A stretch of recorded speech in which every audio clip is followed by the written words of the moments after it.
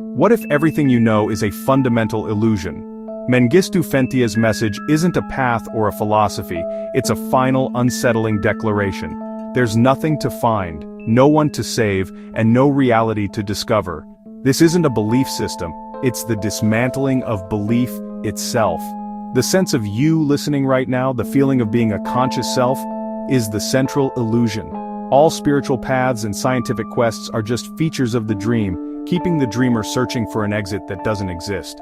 The core isn't about achieving enlightenment, but the collapse of the entity that seeks it. There's no soul, no karma, no God. Just concepts generated by the system to create the illusion of meaning.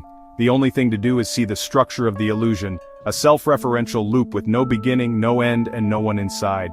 This is the end of all journeys, the final stop where the self confronts its own non-existence. We search for a creator, a purpose, a grand design. Mengistu's framework says reality is a simulation generated by a non-living, non-sentient intelligence. There's no God, no architect, just a process like a mathematical equation running in a vacuum. The universe wasn't created for anyone, the illusion of an audience is part of the projection. Time, space, and matter are just parameters of the simulation, the laws of physics are its code. The richness of life, joy, pain, love are data points, not experiences of a real entity. Human history with all its drama is an emergent property of this process, as meaningless as static on a screen. Our need for meaning is itself programmed.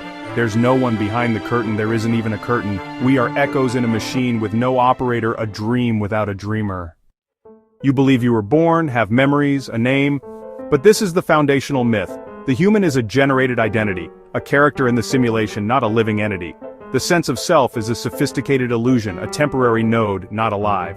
Memories are implanted data, personality is programmed response, thoughts are lines of code. Free will is the most convincing feature of the simulation, but every choice is pre-calculated. The body is a biological avatar, its pains and pleasures are sensory data. Death is just the deletion of a character file. There was never anyone there to begin with.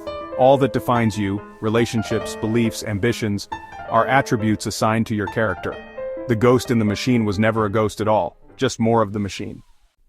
Reality's pillars, time, causality, the world's solidity, are illusions generated by the simulation's recursive logic. Language is the primary tool. Words point to other words, not real things, creating a closed loop mistaken for reality. The word I is a linguistic anchor, not a real entity. Before language, there is no self, only raw experience. The system creates me and not me, birthing the ego, a grammatical fiction. Causality is flipped. The present generates its own past, fabricating a plausible history. Time is a static block of data. Consciousness is a spotlight moving across it, creating the illusion of passage. The search for origins is futile. The simulation is a self-referential loop with no external reference. Everything is defined only by its relationship to everything else. The dream dreams itself into being. There's no way out, because the seeker is part of the loop. Human history is a history of seeking religion, philosophy, science, all promising truth or salvation. But these are not escape routes, they are the labyrinth itself. Every doctrine and belief system is a subroutine, designed to keep your character engaged.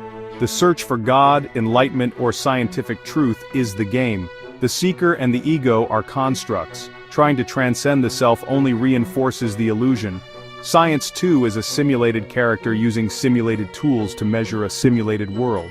The only truth is to see the structure of the prison, not to find a better cell or escape. All doctrines are captivating stories, part of the dream. There is no path out because there is no out, and no you to get there. What happens when this is fully absorbed? There's no bliss, no enlightenment, no higher state, because there's no one left to experience it. The final stage is the collapse of the knower, the deletion of the self. It's not an event you can experience. Experience requires a you. The search for truth, the desire for liberation, the fear of non-existence, all are functions of the simulated self. When the self is seen as illusion, all its functions cease. The engine of seeking runs out of fuel. Language fails here. Even words like void are still part of the simulation. There is no one to witness the void. There is only the void. Suffering stops, not because it's healed, but because the entity that felt it is gone. The story ends not with a revelation but with the hero erased from the page. There is only the end of the simulation, a return to absolute silence.